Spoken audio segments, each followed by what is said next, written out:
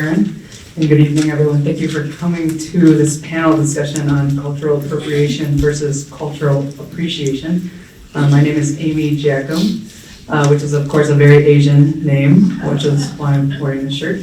I am a partner at Miller Johnson, and so this is not at all related to my day job. And so, as a disclaimer, the views and comments that I make as in my individual capacity and not on behalf of my partners at the law firm. And they thank me for making that disclaimer known. Moving along, it's my pleasure and honor to briefly introduce our panelists sitting to my right in the order in which they're sitting next to me. If you have this handout, you will also notice that you have more detailed bios about each panelist, and I invite you to read them. So directly to my right, we have Judge Namita Sharma, who sits on the Kalamazoo Circuit Court here and brings to us a very unique perspective from the law and from someone who has grown up in very distinctly different cultures in Kenya and Kalamazoo. And to Judge Sharma's right, we have Nathan Nguyen, who is a PhD student in educational leadership and the director of LGBT student services at Western Michigan University. And he brings a very unique perspective with both an academic lens and also as a person of various diverse backgrounds, which I will hear about. And then to Nathan's right, we have Denise Miller, who is a poet, playwright, mixed media artist, and I also believe a Kalamazoo Public Library trustee. And she brings a whole wealth of interesting perspectives based on her artistry, her involvement in public libraries and the regular things. I'm excited to have her perspective as well.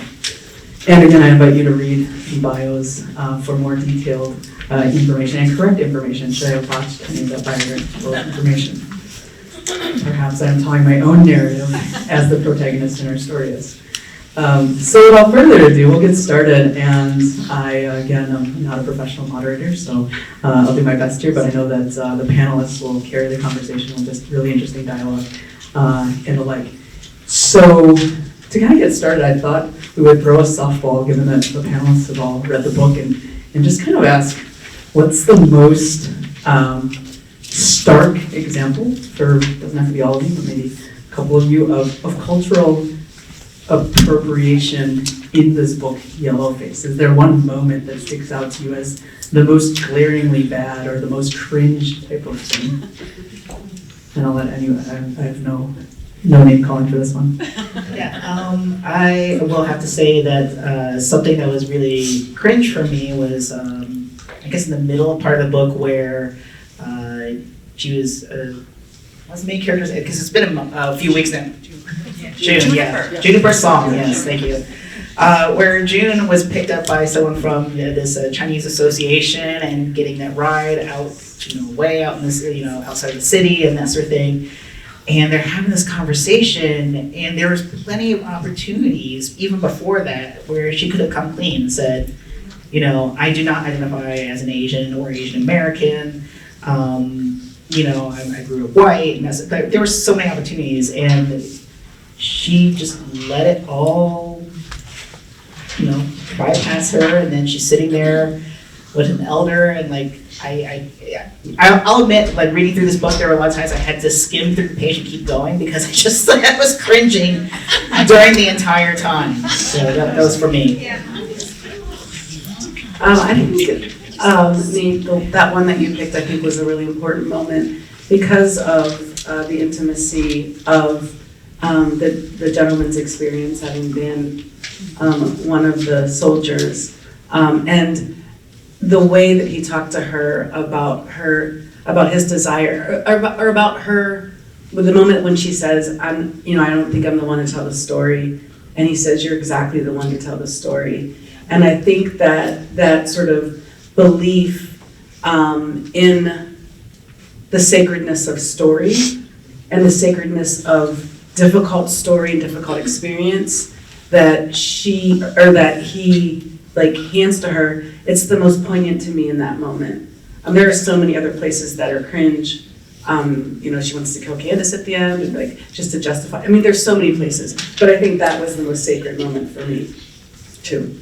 I think I 100% agree with that. I found the whole book quite cringy. Oh, there we go. Yeah, I just had I could not empathize for one moment with the protagonist. And I think I read in a review where she was an unreliable narrator, but I never thought that. I just thought she was a horrible human being. And I really, there was no redemption or anything. And anyway, but that moment was so heartbreaking when there was some reverence by somebody who lived the experience of this very exploitive situation, saying that you're the right person to tell the story because he wanted the story told and somebody was there to do it. So he was honoring her in the kindest way, and she was, she didn't correct anything, she stole, but yeah, the book was really cringy to me all the way through. Very cringy. I'm not sure if cringy is in the Oxford English Dictionary, but in the Oxford Languages, according to Google, cultural appropriation is the unacknowledged or inappropriate adoption of the customs, practices, ideas, etc. of one people or society by members of another, and typically more dominant people or society. Another definition elsewhere says that cultural appropriation is simply the taking of one aspect of culture that is not your own and using it for your own personal interests. Contrast that with appreciation, and again, the Google and scholars, perhaps according to Google, say that cultural appreciation when someone seeks to understand and learn about another culture in an effort to broaden their perspective and connect with others cross-culturally. Cultural appreciation is the act of honoring a culture by learning about and respecting its traditions, beliefs, and history. It can also involve participation in cultural practices with permission and attending cultural events. So just quick poll of our panelists, this is going to be a long explanation. Is there any argument to me whatsoever that June is appreciating and not appropriating Asian culture in Yellowface? No. She's just a thief. I mean, she's just a thief. So for those who haven't read the book, we're selling it really well for you. But, it was just outright thievery and continue lies upon lies. And I didn't think there was an appreciation. Plus, I think the first part of the book, she spent just trashing the actual author in the most ugly way, the jealousy and putting her down and really depicting her in a very negative light, which they were, even devaluing their friendship. So it really was about the publishing world as much as anything for me, this book, and the cutthroat way things are done in that culture. I don't know about you. Yeah, I would say the only part that seemed like it was on the path of appreciation was when she was doing the research.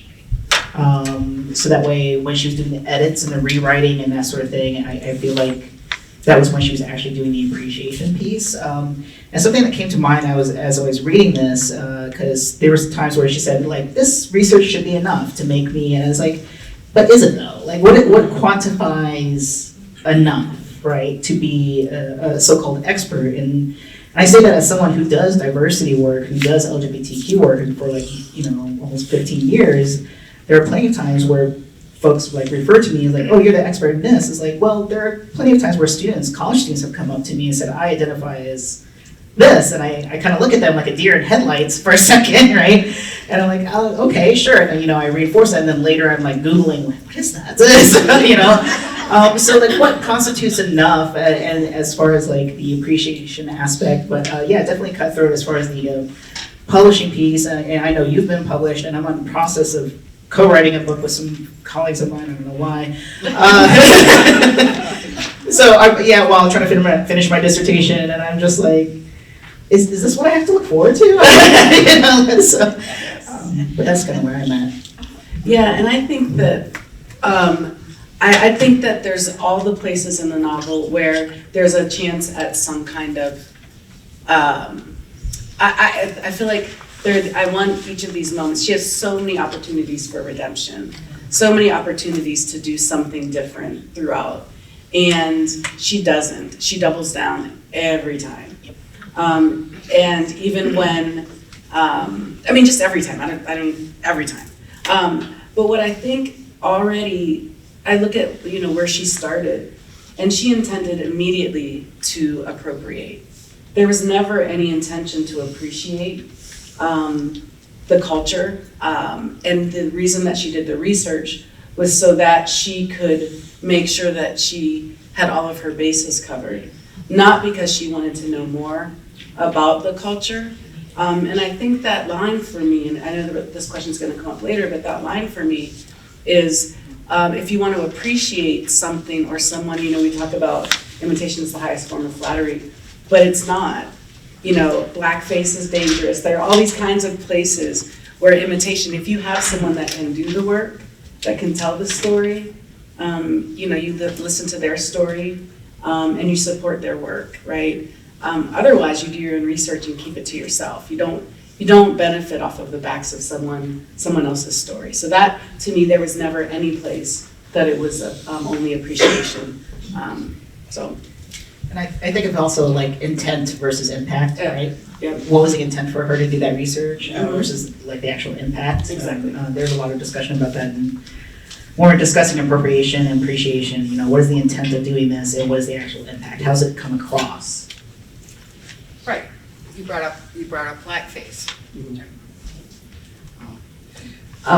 So, dressing up in for Halloween, we're in a time in life right now, I think, in the larger cultural discussion about understanding what is offensive to people that are not the dominant culture. And I think that that's one of the things that is striking in that there are many definitions of this, but the cultural exchange is a reciprocal exchange, equal footing, etc. Cultural dominance is imposing the dominant culture on a subordinate culture.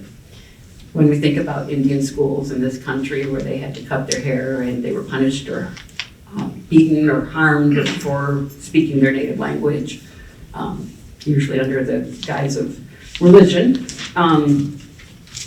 Then there's cultural exploitation, which I think is where this book really hit me. Taking the subordinate culture here was just somebody who's dead and stealing their work for the benefit of the dominant culture. I don't think, and I'm not sure that it mattered that it was a book regarding something that happened to Chinese workers. She just stole the book. I don't think she had quite read it or anything like that. And then there's something called transculturation, development of cultural hybrids. But what I think is happening is we want to all be sensitive. Why is it that the Papa high school cannot be called, whatever they were before? Why do they have to change their names? Why do the Washington Redskins have to change their name? And for people that some get it, some don't. Why is that important in that appropriation versus appreciation? That is a very important concept to understand.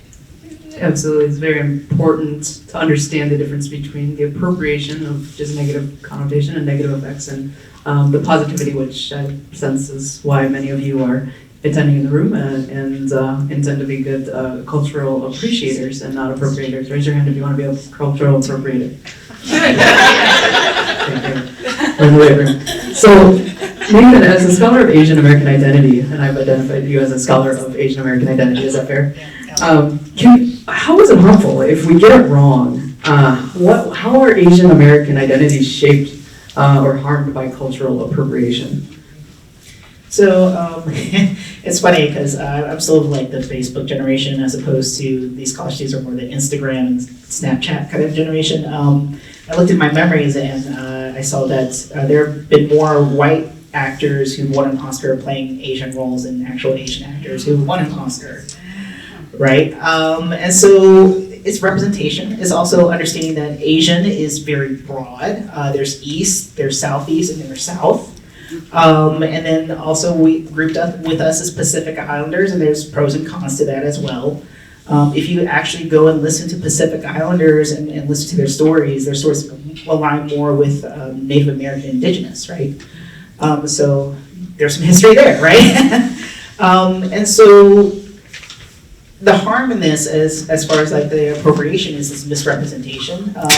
The common stereotypes that are affecting Asian Americans are the model minority myth, that Asians are monolithic, and that's, I'm just blanking on this. So, that we're monolithic, that we're model minorities, and that, we're just going to be innately successful, no matter what we do. And this is harmful, right? Because we're extremely diverse. We come from all different regions, different languages, different cultures, different faith affiliations. We also have very complicated histories with imperialism and colonialism. My parents' country was colonized by the French. India was, occupied by the British, right? And so on and so forth, right? So there's all these like nuanced things that are happening that are not being represented in Asian and Asian American culture. And the monolith one is harmful, but also the model minority is harmful not only for Asian Americans, but also for all communities of color, right? Because it somehow displays meritocracy as the standard, right? And it's like, well, if the Asians can do it, why can't Black folks do it? Why can't Hispanic and Latino folks do it? It's like, okay, first of all, you forgot about the whole chattel slavery thing. Mm-hmm. Yeah, and also, like, colorism is a factor in there. Systemic barriers as well, and that's when they're talking about the model minority myth, they're talking about folks who've been here for 5 or more generations, so they've had an ability to do, family generational wealth, right? Pre-1965, Immigration Act was more or less a numerical system. So the only folks that they kind of had a quota system for is allowing folks in who had either certain skill sets or certain educational levels or certain financial backgrounds. And so that automatically filtered out those who are lower socioeconomic class, lower education status, and of course filtered out LGBTQ folks as well. And so after 1965, you have the Civil Rights Act, you have Immigration Acts, and so on and so forth. So then you have a more diverse range of Asian American representation there. And this is a lot of things that is not understood when we're talking about appropriation versus appreciation. Like, what is actually Asian American in this sense, in this example? Right, so when you talk about institutional impositions related and promoting stereotypes or prejudice.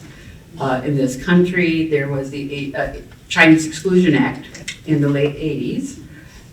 We've shared a little bit about that, and the it was the gold diggers in San Francisco that were really upset about Chinese immigrants coming into the country to also dig for gold, and so there was Forever foreigner. Now, that's the other stereotype. Forever foreigner, model minority, and a monolith. And you had forgotten that. I know. Okay, so yeah, forever foreigner. I mean, and here's the reality. Okay, when you are the dominant culture, and if you look like any one of us up here, we can't pass as white. We don't want to pass as white. But I'm just saying that the dominant culture, when you walk into a room, they're already in our brains, because we all have implicit biases, and all of us have notions that we're going to bring into analyzing a person.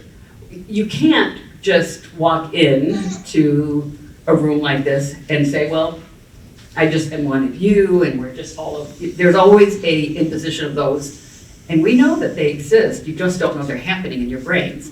That he's good at math. The model minority mentality, or whatever it might be, that is the stereotype. The stereotypes are where we had that perpetuated in culture, in movies, etc. And they're harmful. And why are they harmful? Why are they harmful?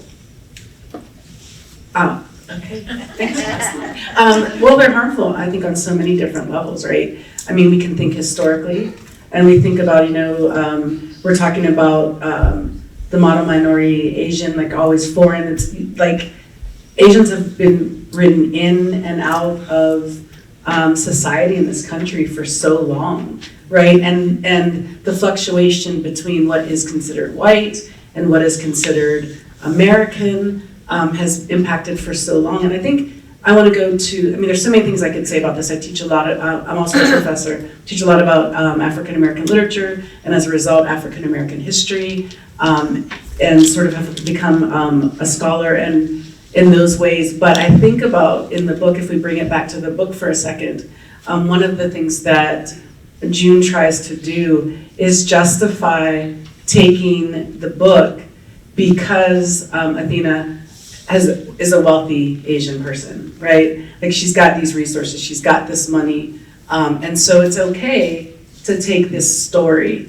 And I think that the danger in taking story is it's sort of a, I'm trying to think of, I've been talking all day, sorry, but it's sort of this compounding, it's like this revolving door in a way, right? You take somebody's, we think about what colonization is. It's going into a place, saying that you've discovered it when it's always been there, saying that you discovered the people when they've always been there, saying that, then naming who the people are as the opposite of you, they're the other, right? Taking their resources, taking their language, saying that they're barbarians, or saying that they know less, and then saying that you're bringing civilization to them.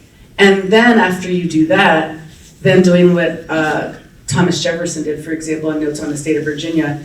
He wrote us all out of citizenship in Notes on the State of Virginia, when he talked about how even we, like for Black people, for example, he says they smell different, they sweat differently, they look different, they don't have any knowledge. They must be okay with, they must think that white people are more beautiful. And then what follows from that is all men aren't created equal. And then what follows from that is that Black and brown people are killed, right? We think about lynching, we think about segregation, we think about all of those things that compound to where we are now. So maybe more Black people, more Asian people are telling their stories. Maybe more Black people, more Asian people are acting and having some roles, right?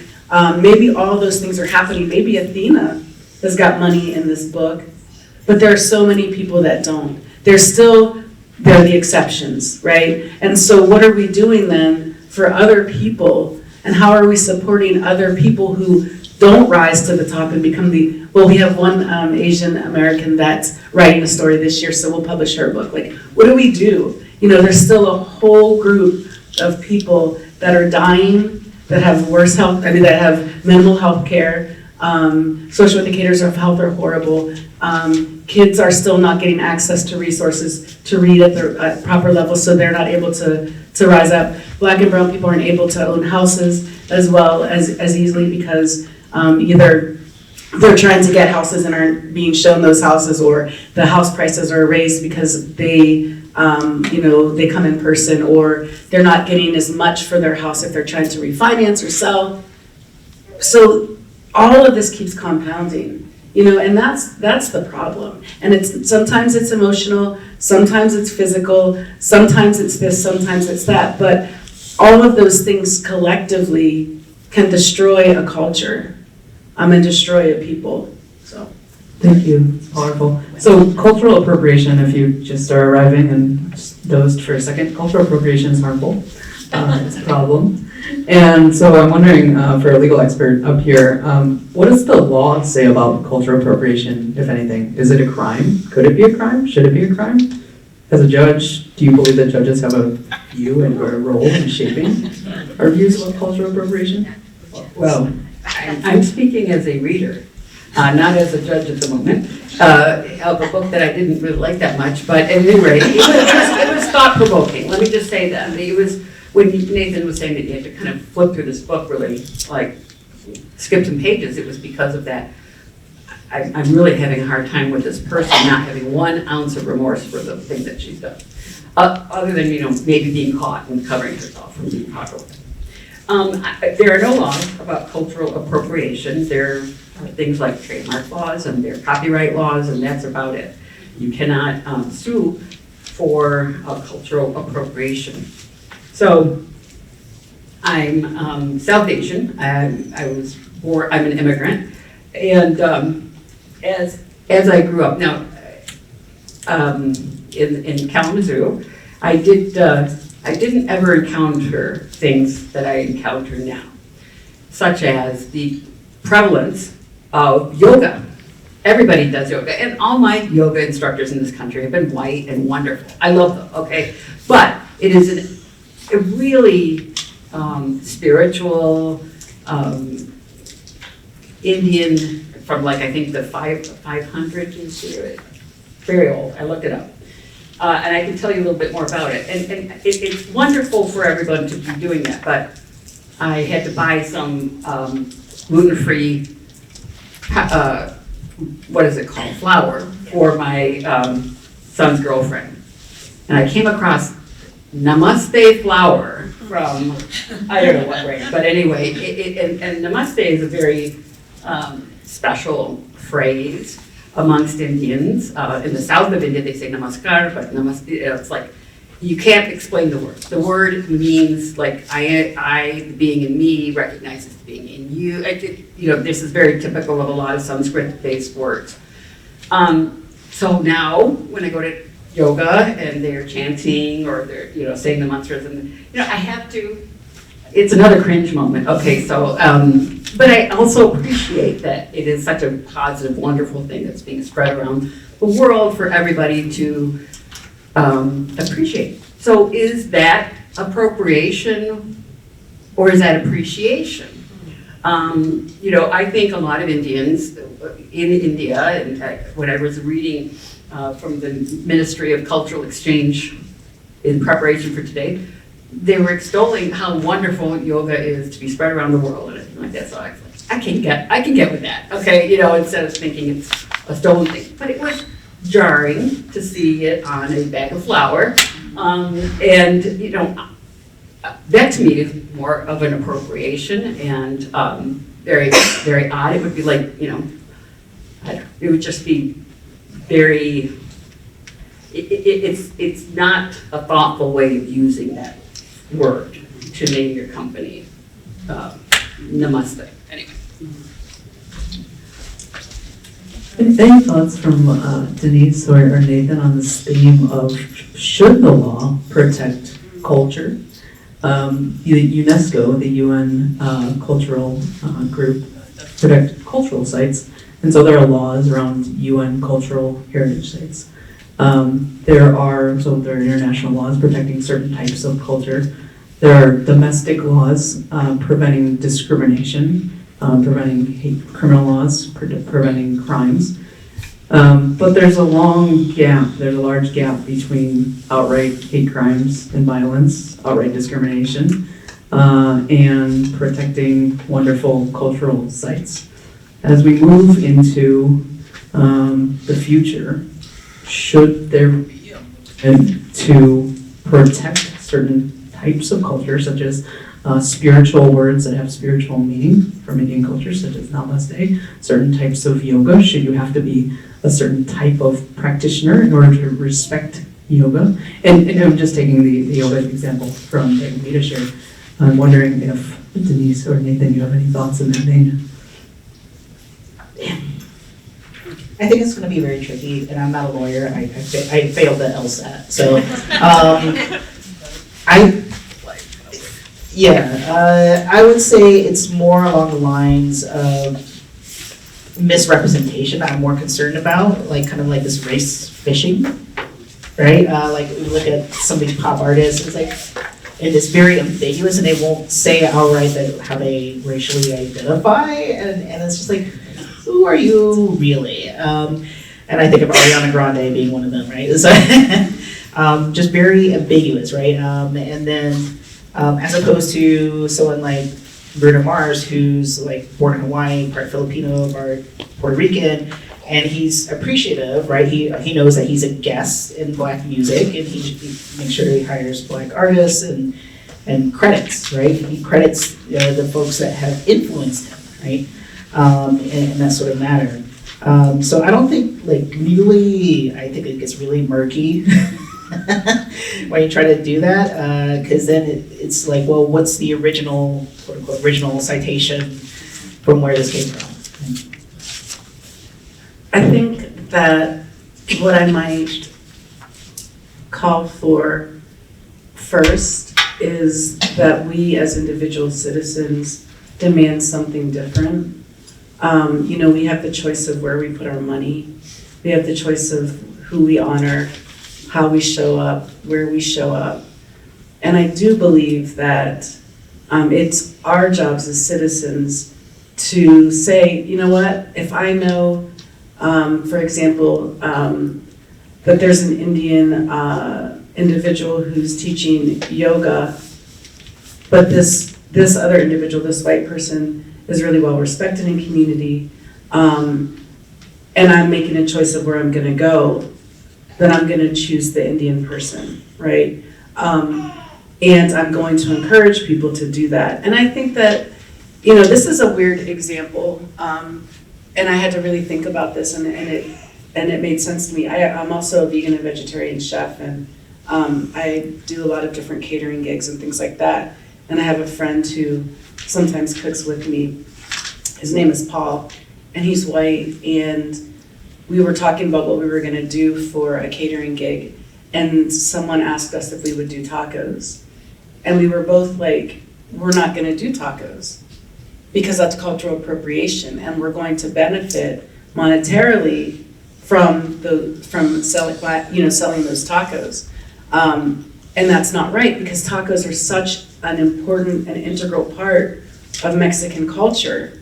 And there are people in different neighborhoods in the community that make those tacos much better than we do, that are trying to sell them to try to sustain a family, right? And so it's a cultural appropriation limit. What we could do is reach out to them, find out who's making tacos in community, reach out to them and ask if they want to be part of our catering group so that they can benefit, right? So I think that what I'm really saying is that I think as citizens, we're the most responsible to demand something different, and to put our money where we can support the people that have traditionally been the most marginalized and the most overlooked. And I think that's the most important thing to do, honestly. That's great, and that takes us into the direction of kind of flipping the conversation from appropriation, which I think we could go on and on and on about talking about it's so bad and so cringe, and there's all these examples and there's all these things, and just wait until the news cycle tomorrow and someone will appropriate someone else and it will be awful. But staying with you, Denise, and staying on the appreciation lens, as a poet and a scholar, as a writer and an artist, what positive examples can you share with us in terms of what you consider well done appreciation? It can either be personal or scholarly or whatever you have in mind in that vein. But would like to, as we continue on the night, flip our lens towards something more hopeful and appreciative of culture, and maybe some things that will give us some inspiration for how we can find that. Well, I think historically, for me, my trajectory and the area that I focus on mostly is Black people in the United States. And I think about sort of the journey, right, like of when we look at Black people, both African and Black, who were enslaved, right? And who were writing their narratives, or formerly enslaved if they'd escaped, and they're writing their narratives. And so often, if you ever get a hold of any narratives, you'll find that the books often say Oladao Equiano, or his name was Gustavus Vasa, the narrative of Gustavus Vasa written by himself, or Harriet Jacobs written by herself, or different people written by themselves, right? Because for so long, there was this idea that the Black people weren't allowed to write their own narratives and also weren't writing their own narratives for so many different reasons. And I think one of the things that was a really strong movement then was to bring resources to Black people. So we have abolitionists who were white publishers who supported Black people writing their own stories and then published those stories and then supported them as patrons, you might say, to help them travel and to tell their stories, right? That's the model, I think, for all the things we're talking about. I do a lot of writing in community, and I think one of the things that I'm seeing more and more, like being a writer and an artist and a poet, is this idea of shifting in this community from, I guess I'll give an example. This is an example where I sort of had to hold, had to set a boundary.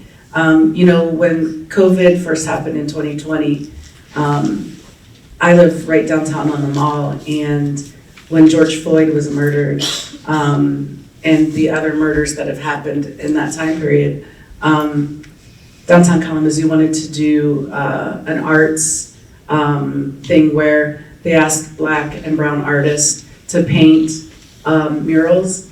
So, at that time they were boarding up the windows because, there were lots of people breaking windows and things like that. And they asked Black and brown artists to do that. And white people set the tone for what Black and brown artists had to do. They conceived of the idea. They wanted to put it into practice. They didn't ask any Black and brown people until midway through the process. And a lot of the ways that they were approaching, like they wanted to put them up only for a couple of days. They wanted then to take them down and they weren't going to display them anywhere else. They weren't going to pay the artists. There were so many things that were so not good about that experience, right? And initially, I was on one of the downtown committees actually and still didn't know about it until later. So I finally brought it up with the people that were doing it, and there was a lot of pushback initially, right? And I resigned from the position that I was on, and I refused to do the murals. But not long after that, the whole process of what they were doing with Black and brown artists, giving them a platform. That was the first time Black and brown artists were allowed to be downtown doing art. But then after that, the process shifted. More Black and brown artists were included in conversation. They were included in the planning process. We got to initiate some of the things. So I was really happy to see that shift, right? And I think that that's where it went from appropriation to appreciation for me. And so that was one of the places I think that's really most prevalent in my own life and in this community. I think that in the larger society, we're still, there's still a few Black writers that are accepted and famous, and there's still only a few Black producers and a few Black writers of movies and things like that that are sort of set as the standard. But I think here in this place, things are opening up and shifting. So, Thank you, Nathan. What about you? Examples of cultural appreciation. I think, there's nothing like specific that comes to mind, but I think of like reading this book. The character of Candace Lim was kind of like the canary, so to speak, the canary in the coal mine. So I likened Candace to a canary, right? As like she was sounding the alarm bells, like, hey, we should have like actual Asian folks read through this, the sensitivity reading, yes. And so something that came to mind was like, who was this book like? Who was the audience for? Because it was white editors, white author, white publishing company, and so like there was all these supposed like fail safes, and those fail safes failed, right? And that's again thinking about like who's the audience and who's like making sure that this is getting across the way it needs to be across, right? And I think of also like a positionality statement, right? And that's something that my co-authors and I are doing, is that we acknowledge, because we represent a wide range of identities, is like we acknowledge like who we are, that we have the privilege of working in these academic ivory towers and that sort of thing, and understanding that like when we're writing about these identities, that it's complex, it's nuanced, and understanding that I talk a lot also about ally, advocate, and accomplice, right? Are you going to be an ally for a community, and what does that actually mean? And I often say ally is a verb, right? It's an action verb, right? So it's not simply enough that you're not going out and telling people that they're horrible to their face because of how they identify, but also making sure that you're creating a more welcoming environment. And what does a welcoming environment entail? And that is making sure that you're inviting people to speak, to help make decisions, that you're not making these decisions on their behalf, right? That you're actually getting input, right? And so that's the advocacy piece, right? So that you're advocating for I'm noticing that this space is missing so-and-so, and taking that reflective step back, right? Or being able to echo or affirm other folks who are speaking, right? So let's say Denise and I are in a meeting, and I'm noticing that she's being talked over by white men, that they are, apologies, that they are being talked over by white men and all this other stuff, right? And I'm like, hey, and as a man, I could be like, hey, I think we need to hear from Denise, right? And taking a step back, using some of that male privilege, right? And so being able to advocate and echo and reaffirm, but also understand that when I make a mistake or whatever, when it's Judge Sharma or Denise or whoever is saying Nathan, you said this and it was very harmful, or you made a mistake, and being automatically the most instinctive response is to get defensive. Right? And when folks get defensive, then the whole point is lost. The learning moment is lost. As opposed to, acknowledging okay, I made a mistake. I'm sorry. Thank you for calling me out on that. I will do better next time. I'm sorry that I harmed you, right? And being able to do that, because that's the other thing. When we talk about any of these isms, right, to have the ability to be comfortable with being uncomfortable. And being called in, not necessarily called out, right? Of course, if they're part of a hate group, then go ahead and call them out, but that's just me, right? But if they're just our regular folks that we know each other, or folks that we know are not actively harming others and just made a slip up or mistake, being able to call in and be okay, so here's a learning moment, let's talk about this. That's great. I like that, calling in versus calling out. I'm going to use that. I'm going to share one example of cultural appreciation. So I'm going to take off my moderator hat and put it on the chair and just be a panelist. Is that okay? And then I want to open up for some audience questions or comments. So I'll let you think about those while I tell the story. So one example in my own personal life of cultural appreciation versus appropriation, it could go either way. It could be a hot button topic. Is international adoptees and adoption. And so if you read my bio, you should see that I am an international adoptee. Jachym is my maiden name. I married a Korean man who I met in Korea. We speak Korean at home. I have 2 children. One was born in Korea, one was born at Brunson Hospital. And an example of cultural appreciation in my own life is my parents and their act of adopting me from South Korea as an infant, bringing me to the United States and giving me a life in Michigan, allowing me to choose my own path, to choose my own cultural identity, to become my own Aimee Jachym, and then to discover my culture on my own terms.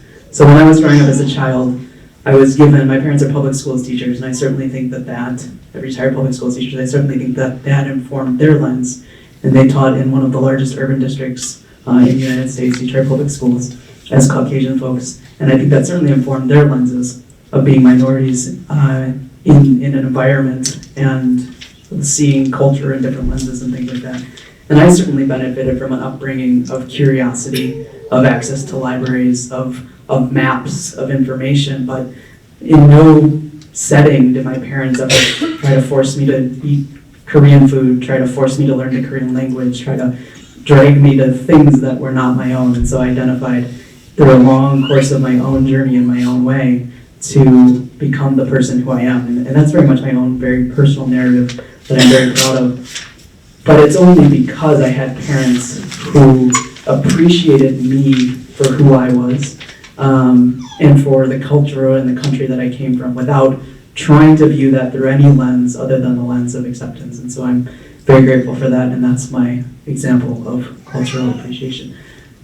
So I'm going to check with our timekeeper on time, but then also open it for some questions. How are we doing on time? Good, you've got plenty of time. Perfect. So any questions or comments from the audience? I do. Thank you. We'll get you next. That's Hi, hard. I am right up to your mouth. I'm somewhat at a loss because what I'd like to express is that the library here, the librarians, did put out a book on the librarian recommendation fund, and I was very dissatisfied with Yellowface. And I was very happy to see that the librarians had suggested a book, Minor Feelings. And I cannot recall the name of the author, but the book I did read, and it is a statement of a woman who is from an Asian background about the things that have been very uncomfortable for her in our culture. And I think that too many times, white people think that everybody should be white, you know, they make it so that they don't want to see the differences. And they don't want to deal with the anger that results from the very differential policies that have occurred. So I recommend the book, Minor Feelings. Thank you. That's Minor Feelings by Kathy Park Hong. Available. Such a good book. I read it too. I would also recommend Why Are All the Black Kids Sitting Together in the Cafeteria by Dr. Beverly Tatum. So why are all the black kids sitting together in the cafeteria? And then if we're talking about Asian Americans and stereotypes, I would recommend The Color of Success by Ellen Wu. And that was interesting because the stereotypes, all stereotypes have a history, and then that history is often built by systemic oppression of some sort. So where did the model minority myth come from? How did it originate? When did it originate? It originated in 1960, when the sociologist published, this article in the New York Times saying that Japanese Americans were the model minority. And of course, most folks outside of Asia, even Asian folks, I'll admit this myself, we can't tell the difference between our ethnicities, to be honest. And so where did that come from, right? And understanding that, it came from, after Japanese incarceration, right, and internment, right? And that the second generation and so on and so forth, they had to kind of reacclimate to be, modern, white bread, middle class American, and so they became the model minority, right? And it was also at a time during civil rights. So it was very intentional how this was framed, right? So The Color of Success, and then Why Are All the Black Kids Sitting Together in the Cafeteria? Thank you. We'll take a question. This is in regards to what you said about your parents and the way that they brought you up. My stepson is a quarter Filipino, and I'm white, which is glaringly obvious.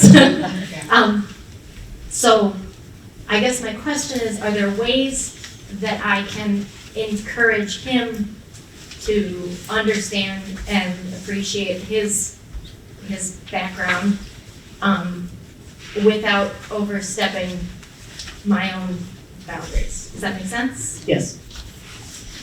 You wanna go? I would say if you can find age-appropriate books that speak to that narrative in a way that, how old is your stepson? He's 4. 4, okay. So finding age-appropriate books, also reinforcing and encouraging, kind of echoing that. Part of my PhD research, I did a pilot study last year, and I had a student that was multiracial, and having that connection where it's organic and it's interests, and it almost feels like a family, kind of draws them in more. And then I think finding community, that's the other hard part, since we're in a small town, is finding community that has similar background. I know that for me, 20 plus years ago as an undergraduate student, that was the first time I met other Vietnamese American students who had a very similar background. And, we're all kids of immigrants, we all had the same foods and cultures and that sort of thing. And so we had our own community in that sort of way too, but also ways to learn about what it meant to be Vietnamese American and Asian American. So, my children are 30 and 28, and their father is Caucasian American. And you might want to, consider this. They have learned about my cultural background, my ethnicity, through my parents and myself. And if you're a stepson's a quarter Filipino, that might be more incumbent on a Filipino parent to invoke or encourage or something like that. And similar to Aimee's experience, it's something that the child will find on their own, just by exposure, however that may come about, whether it's from, you said a quarter? Yes. The what part of, whatever the. His biological mom is half Filipino. No, and if that is part of her life, maybe that person's role to facilitate that sort of exposure and knowledge. And then if that happens, encourage it and endorse it if you're splitting time with that child or whatever. But, sometimes it's intentional, sometimes it's just simply by what you cook and what you eat and what you do on it, what you read is another, I think, really important thing, particularly now. And so I think it's something that maybe if there's a dialogue with that, okay, I do work in the family court. So anyway, if there's a We dialogue, communicate with the other. there you go. It may be a collaborative effort and let that person maybe lead that a little bit.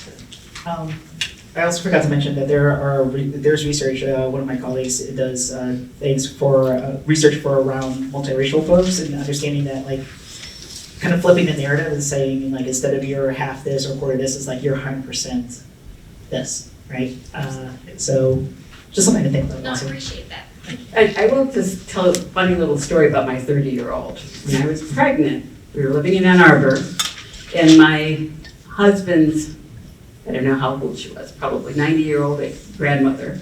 So my son's name is Raj, which is an Indian name, and his grandmother was talking with me on the phone, and she was telling me how I have to, now make sure you get a slotted spoon. It was very important, and she was giving me all of this homemaker advice, and then she said, and when the baby's born, I really like the name Jason, and I think you should name him Jason.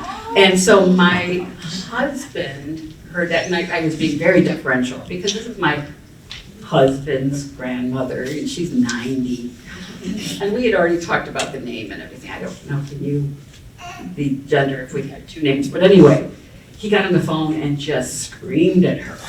He was so angry, how dare you, all of that kind of stuff. And I was like, you're not being respectful to your grandmother, that's not how I was raised, what are you doing, all of those things. And anyway, but it was a really interesting, but her phrase after, and this is generational. So I'll give that grace to what she said back then, 30 years ago. This country's been very good to you, so you should name him Jason. That was the other part of that phrase, or that suggestion of the name. I don't think about that often, but this conversation is bringing that all up. And the stereotype is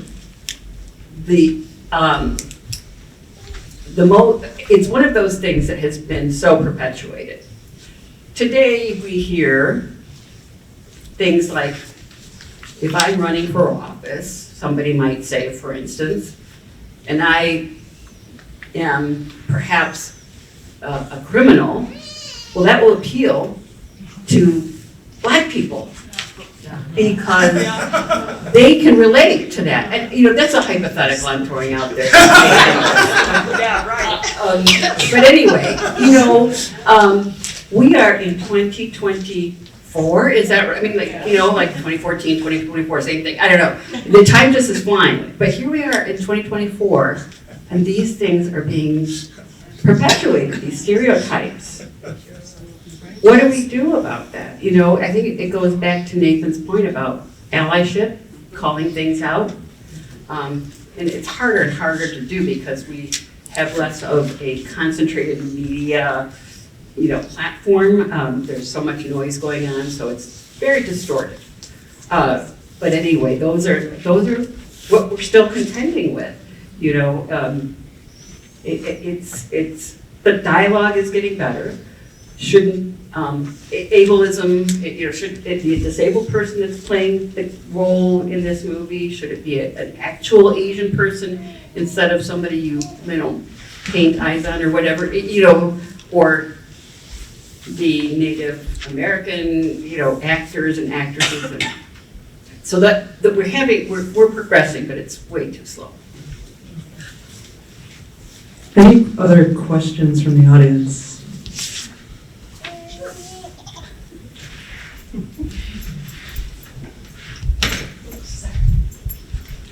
So I'm wondering about physical things from the culture, like dress or maybe music, white people doing rap, maybe me as a white person wearing a Japanese kimono or something. The one thing I remember being really appalled at was all of a sudden dream catchers. Everybody had dream catchers. And I thought, and they were made in China and everything, and it's just kind of, wow, that made me uncomfortable. But I don't know about food, clothing, music. How do people feel about this? Again, it kind of goes back to the intent versus impact. What is your intention when you wear these things? Is it a Halloween costume? Or is it like you're wearing it because you've been invited to a cultural wedding, right? My partner and I, we got married literally 2 weeks before social distancing. We really had to like each other. Right. And the thing is about Vietnamese culture is that we do like really big receptions. Like it's a party. It is lit. I mean, like, you know. But the other thing is we wear like a Vietnamese long dress. It's made out of silk, and it's depending on the colors and the cut, it's also gender neutral, right? It could be men or for women. And so I said, well, if we do a reception, it'd be great if we could also do like a modified like tea ceremony where technically the groom's side of the family goes to the bride's side of the family and asks for formal permission, and they introduce each other's families and that sort of thing, and they bring gifts. So can we do something modified or like that to fit the needs of us as a queer couple, but also, you know, fit the dietary needs and all this other stuff. But the original plan was that my groom's thems and my partner's bridesmaids would also get aoyai, the Vietnamese long dress. And so understanding that like I was inviting them to wear this for this specific wedding purpose, and that we will be using Vietnamese vendors, and that they would be tailored because again it's silk, so it has to be very cut to you, right? It's very similar to sari, right? You know, Indian like the long shirts, and so you know, understanding that. What is the intent versus the impact, and then understanding like kind of, it's so interesting. Southeast Asians, it didn't occur to me, is like we are literally the mix of South and East. We have some stuff from India, we have some stuff from China, and then it's just like, oh, this makes a lot of sense, and then the colorism plays out. But yeah, so anyway. That's great. Denise, as you know, an artist and with your creative perspective, you know, what are your thoughts? I mean, we do see you know, white folks making black art, presumably of black folks trained by white artists. And is it only intent? You know, I intend to not appropriate, I intend to appreciate, so therefore I'm appreciating, or is there some other nuance? Nathan talked about the invitation, but what are your thoughts, you know, on how we balance this specifically within, the creation of, maybe it's food, you talked about tacos, I thought that was very powerful, clothing, and some of the other examples that were given. Yeah, I think for me, I think impact matters as well. I think that sometimes it's easy to, sometimes, so in the book, June spends a lot of time again rationalizing her explanation, rationalizing her stealing the manuscript, right? And she rationalizes it for economic reasons and for fame. She's someone who's never felt like she's been seen, and all those things. And I think about sometimes the ways in which so often, especially in scholarship, Black scholarship, or scholarship around Black people, that there are so many white authors that are telling Black people's stories. There are so many white authors who are doing digs and doing anthropology around Black people's stories and making lots and lots of money off of those stories. And the danger of that, there's so many layers of danger of that. But one of them, I think, is that when someone from outside of a culture tells a culture's story, they're not getting it right. They're filtering it. Even if I'm telling a story of, so my sister and I both lived the same experience. Even if we're telling the same story, like we're telling a story about the same moment, that story's gonna be a little bit different, right? Because we have different lenses. And I would never, ever try to tell my sister's story. I write poetry and I write fiction, and I don't tell these stories from her perspective, right? There's not even a character in the stories that tries to tell her story. So I think that that danger is so strong that I really, and then also the economic piece. I mean, we look at things like The Help, the book The Help, the movie The Help. This white woman is writing about Black women who weren't paid fairly for their work, and she's making all kinds of money off of this. Orange is the New Black. A white woman who sold drugs, went to prison for a very short amount of time compared to what Black people would have gotten the book thrown at them for the same things, and is benefiting, making money off of that story. It's about what people have access to and how they have the ability to recoup, right, that access or that money or those resources. And so I think that the intention matters so much less than the impact. Also the exploitation. Yes. The exploitation of those stories, right? Mm-hmm. So exploitation of those stories, who is it benefiting, and that sort of thing, and also understanding that sometimes the appropriation happens because it's trendy. Mm-hmm. Yeah. Lately, Vietnamese food has become trendy. Pho has now become a thing. Pho and banh mi, and You don't mean pho? No. right, and not understanding that pho is only one region, right? It's from the northern region of Vietnam. There's also bún riêu, which is a centralized version. It's spicier. It's got tomatoes. It's got seafood. There's also a southern version that's clear. It's not as heavy. And then I think about 10, 15 years ago, sushi and Japanese food suddenly became trendy, and it's y'all made us feel weird during lunchtime when we brought our own food from home. Oh, yeah. Yeah. And now it's this new thing. And then not only that, but some of these restaurants that are run by white owners and white chefs have kind of bastardized it, for lack of better terms. I wanted to say something more too about that writing stories. So I think about one of the arguments for especially white writers who are doing anthropological work around Black people. I remember being in a talk, and the man's name, he's super famous, but I think that part of my brain let me forget his name right now. But I was a fellow at the American Antiquarian Society in Worcester, Massachusetts, and it's the oldest, a repository that carries the oldest documents, founding documents of the country. And it's a really beautiful place to be. And I was, this author came, and he's one of the, scholars in the field. He's been doing the work for a long time. And he was writing about, I think he did some stuff around Frederick Douglass. And he said something like, when I discovered Frederick Douglass, when I discovered him, and it was like, his people knew he was there, Black people knew he was there.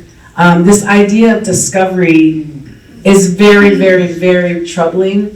And most people say, well, no one else is writing it. I want to write the story because no one's writing the story of this community or this, or this cemetery or this. But people are telling that story of that cemetery in that place, right? Those stories are getting to the people who need to hear them because Black and brown people have been telling our stories for so long. We may not have been doing it in the ways that dominant culture either values or sees, and quite often we're not doing it because we're not allowed to do it in the ways that dominant culture believes or sees or values, right? People not allowed to learn how to read or write, people not allowed to publish, people not allowed to do all these things. And so when people say no one else is telling it, I say, have you looked? Have you listened? Have you gone to those places? Have you been there? And you had to interview somebody to find this information out. So people are telling these stories, right? So I think that's really important to note too. It's really about who's telling them. And then, so then, I was teaching my students today about how to ask the right questions. And, somebody saying, well, people aren't telling these stories, asking the question of, well, why do you feel like you want to tell the story? Turn the question back on them. Why does it have to be you, right? Those kinds of things I think are really important. That's super helpful and important in getting Native voices to tell Native stories and amplifying those existing voices and providing access to those voices, which is one of the things that the library has done a great job of providing a platform for folks from diverse backgrounds to tell their stories. And so here with Yellowface, we have a story of a white, I struggle with this, a white protagonist, sorry that, written by an Asian. So based on the lenses that we were just thinking through, what if this book were written by a white author? Would we feel as, how would we feel about that? Appropriate my question. I appropriated Judge Sharma's question. I plagiarized. I think that is punishable, but I wonder if that's. Well, and I was looking at the back of the book because I had read all of the praise for Yellowface, and it was a very hard book to read, and because of the but it talks about it being satire. Does anyone disagree with that? Being satirical? Who read it? Anybody? I'm curious to know your thoughts on whether you felt like, I read satire. Did this read as a satire to you? No. Anybody else? I mean, I don't know. I'm curious. I was confused. It was almost like that. It was a caricature of a person. I'm like, who would steal this? Of anybody. I mean, there's a nation. I mean, it's. Well, and Nathan used the phrase double down, or Yeah. somebody said that. You said double down. She just kept doubling down and no remorse. So why was it confusing? Because it was so bad. I mean, what she did was so bad. Yeah. And continuously, and no inner voice at all, or the only regret was, will I get caught? How do I cover myself, whatever. She stole the book, and then she just kept doing, and then she let the editor convince her to have her name June. I mean, a name that could be ambiguous, Juniper song. big. I mean, I just thought, really? So I don't know. It just kept going. We're just talking, okay, so back to that issue as a published author. Could a white person have written this book in the exact form it is? Okay. So. You're the one who's publishing. So I've been pondering this question because what I would hope that my students would ask, sort of interrogating the text, and is thinking about why would this Asian author write this narrative?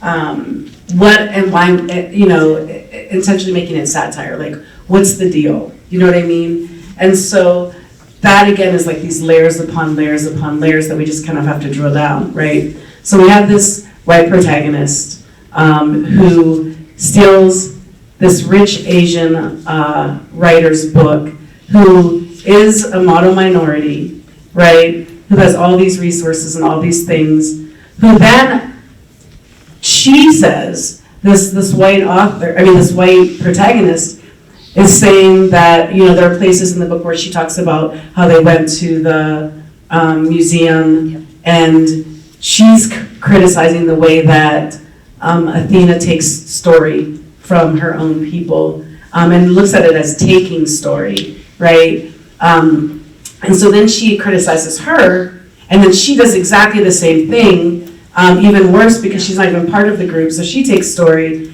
and then she's given an out by the publishers that says, well, if some of this isn't yours, please let us know, we can figure this out. And she still takes story, and then by the end, there's another Asian woman who, Candace is Asian, right? Yeah. So by the end, Candace is like, trying to get her to confess to taking this story, and in part it's because she's taken resources. Her whiteness and taking the story has impacted Candace in a way that has changed her livelihood, right?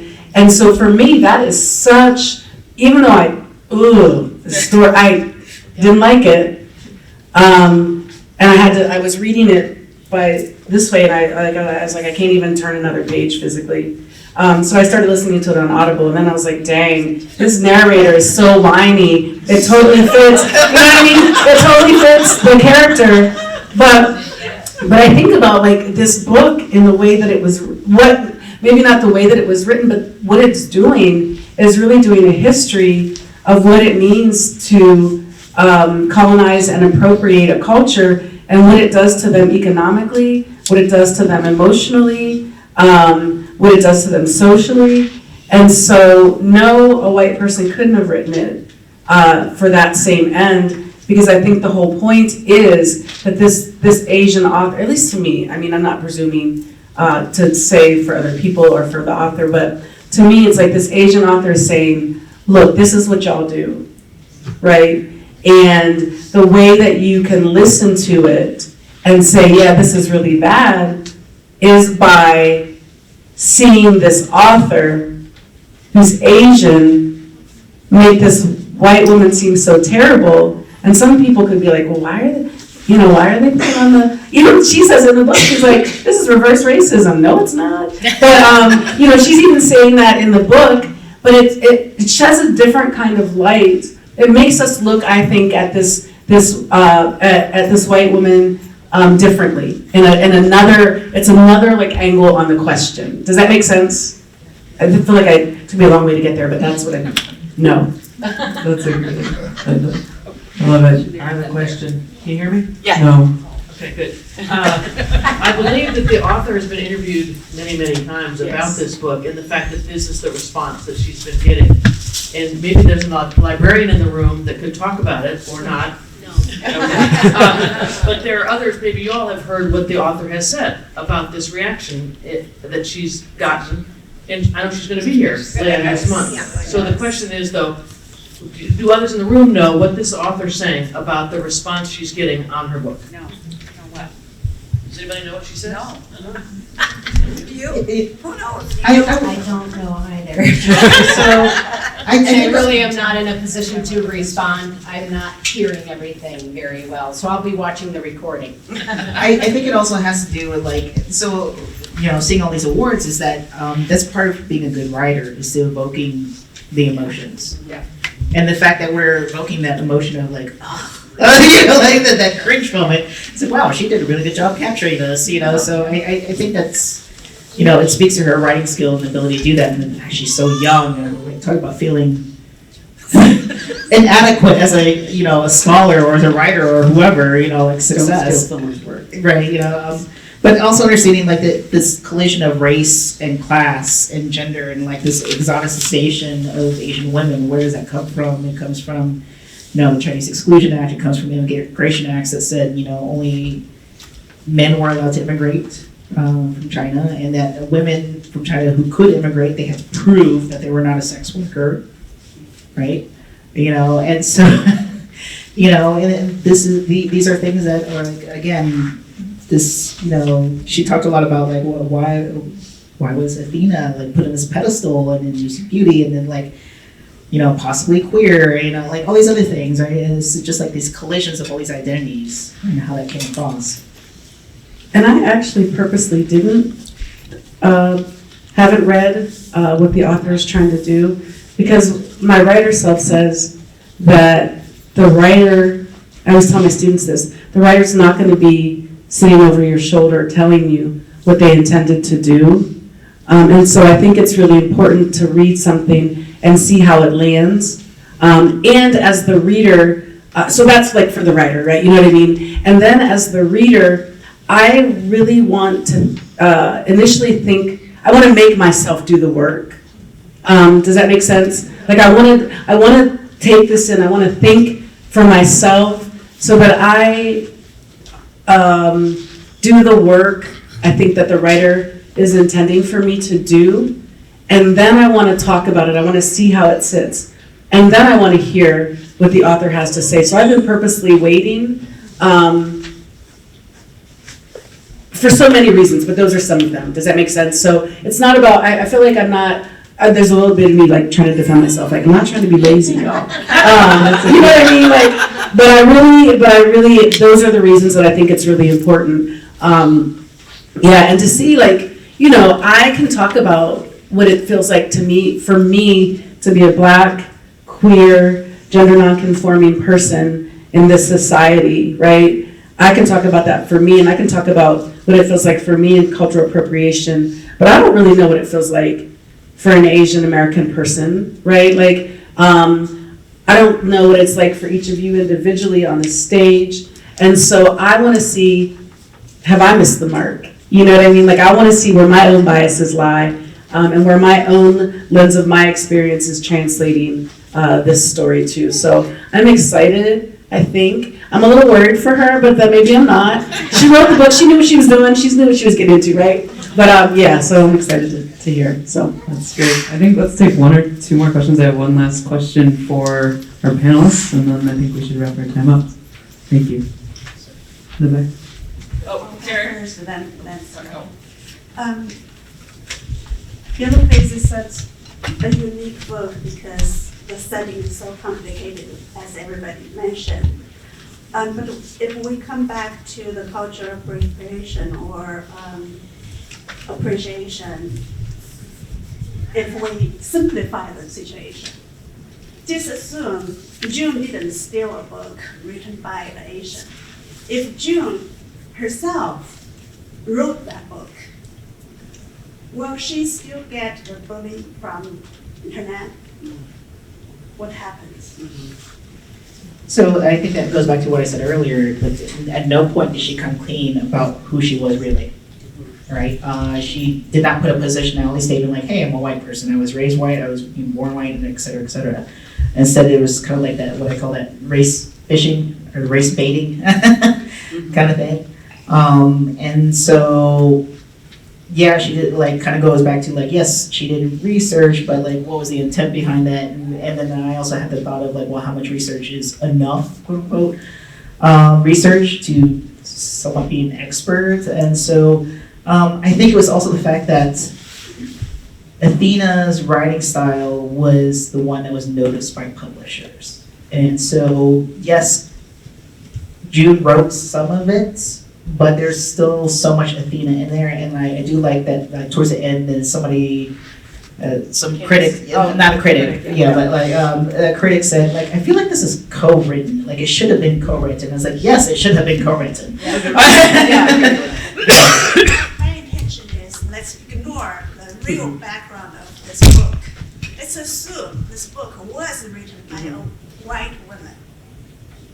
So if the white women intentionally did the research from start and Right. wrote this book. I don't think it still would have been successful either, because again, June talked about her other books that she tried to publish, and she was not that good of a writer. I agree with Nathan. The book, as much as anything, was about the sort of the marketing and the soft exploitation of we want to make you Asian, and your name is Juniper Song now. What isn't that your middle name and all of that? And so it's exploitation upon exploitation upon exploitation throughout the book. Some of it complicitly done. She wants to be famous and she wants to be published. So they knew what they were doing. They knew they had to have an Asian-ish name, not June Hayward or whatever, Juniper Song, in order to sell it. So I think you're absolutely right. It would not have been as famous. That's great. I was gonna wrap us, but before I wrap us, we have one more question up here. Oh, my question is sort of make-believe. As a former teacher, I would be interested in what 2 books you would recommend for, I taught in college, so in a college freshman course that deals with racism. I tried it. Things change so rapidly. Different perspectives and different solutions keep arising. And I'm wondering, if you were asked to teach a course on racism now, what books would you recommend that people avail themselves of? I'm not necessarily sure about books. I did recommend Dr. Beverly Tatum because she does have some chapters in there about talking about the white racial lens and how it, like white guilt, right, and the white fragility of that. But I always recommend authors. So Tim Wise, he writes several books about the white racial frame. And then Robin DiAngelo, DiAngelo. She also has done some talks on YouTube, if you want to look her up on YouTube as well. So Robin DiAngelo and Tim Wise, those folks are still alive. You could even ask if you have one. Tim Wise has spoken at Western. Yeah, Tim Wise has spoken at Western. So they've written numerous books about what it means to be a white person and be an ally or an advocate for racial justice and inclusion, and what does that look like. But also, as I mentioned earlier, is being able, when you're called in, to have that conversation in a way that you're not automatically defensive, and that's the really hard part. If you're not used to having those racial conversations on the regular, like I know for myself, I can speak for myself, yes, I have those conversations on the regular, not just for Asian Americans, but for any racial identity. Like, let's go ahead and talk about that. But also understand that, something that came up to mind is making sure that we're not tokenizing. 100%. I can only speak from my own experience. Denise can only speak for theirs. Yeah. Other folks can speak for theirs as well. Absolutely. So kicking back to Denise, and we'll come down the line for one last thought on if you've got a book recommendation too, please do that. So it can be more than one, not a strict stickler for rules. I'm so excited. Go ahead. Thoughts on, there was a takeaway. If you wanted the audience to leave with thought, how can we appreciate culture? What should we be doing better? Take us away. Okay, so my authors, I have so many, but core authors, and I teach these authors almost every semester. James Baldwin's book, The Fire Next Time, life-changing, and students, since I've been teaching almost 30 years now, and that book has always, always, always changed lives. And then Audre Lorde, again, another Black writer who was writing around feminism, so many phrases that she's coined and so many concepts that she's talked about that are now being talked about again. But her work is timeless too, and those are two people. And Audre Lorde has a number of collections of essays, and she also wrote poetry. James Baldwin, fiction, poetry, plays, and one of the most quintessential cultural critics whose words still ring true now. So, and what was the last question? Sorry, I got all caught up in the books. It's okay. The takeaway for how we can be better cultural appreciators. Show up when you're asked to show up at places. Buy season tickets to Queer Theater Kalamazoo. Buy season tickets to Face Off Theater, Black Theater Company in Kalamazoo. Board member right there, all right. So buy tickets, buy from people who are, Black people, brown people. Support through your wallet, right? Like, because that's what really changes community, right? That's what changes people's conditions. And then also be an ally, speak up. Speak up when you see something that isn't okay. But yeah, seriously, like buy season tickets, donate. Donate to organizations that are Black and brown, queer, socially, economically disadvantaged. There's so many organizations in Kalamazoo. Find them, donate, and show up. Nathan? Aimee, I'm going to jump in real quick. We're about to hear a closing announcement. We close at 8, and so we're going to try to wrap it up here. But I don't want people to necessarily rush out, but we'll have to start moving out. And I wanted to get a quick announcement in before it came on the PA system that we're closing in 30 minutes. So last call. Yeah, I think further appreciation and understanding that not only showing up, but being okay if you are suddenly the minority in the room. Often, because I work on a college campus, we have a ton of different student groups. We have a Black student union, we have an Asian student association, we have a Latino student association, and so on and so forth. And anytime we're hosting events, folks are like, oh, we should, they're hosting events, and I don't know if you noticed, most of Western's campus is white, and so where are the white students? Like, why aren't they showing up to meetings, right? And being okay with, like, the only white person in this room, right? Like, and that's fine, right? And understanding, like, these groups are open to everyone unless it's, like, specific, like, a fraternity or sorority, right? But also understanding that it's not a dine and dash, right? It's like one of my biggest peeves is when we have, like, an international festival and people, like, eat and then they leave, right? It's like, do realize there's, like, cultural aspects here, too, such as, like, the dances, the games, learning something in a language, that sort of thing. And so it's like there's more to it than just showing up and eating. Thank you, Namita. Well, I think coming to things like this, reading books like this, and also, Denise, your example of having a seat at the table when, during the pandemic and when George Floyd was murdered, to have that understanding of the why and how the process worked. If you hadn't been there and had a seat at the table, that dialogue would never happen. So make sure people are being included and inclusive and all voices are being heard. I think oftentimes the idea that tokenism is really critical, I think. And we could probably spend quite a bit of time on that alone. We don't have enough time. But the tokenism issue is one where, the allyship really is important, because recognize that maybe, well, this person hasn't said a word, or this person took that person's ideas and just kept talking over them. Recognize that, make that comment. Oh, well, I think that so-and-so just said that, or whatever. Those things happen, they're still happening. We still have a lot of work to do.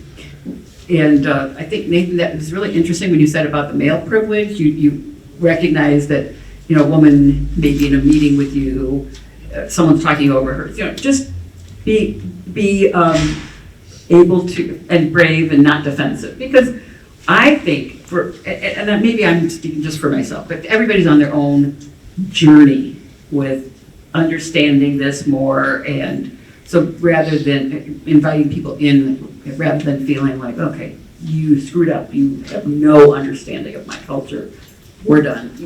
that's not where we progress. Thank you, that's great. For me, my takeaway is to call in and not call out. And I know you have all been wonderful panelists, so thank you very much. And with that, I'll grab it to Karen to take us home.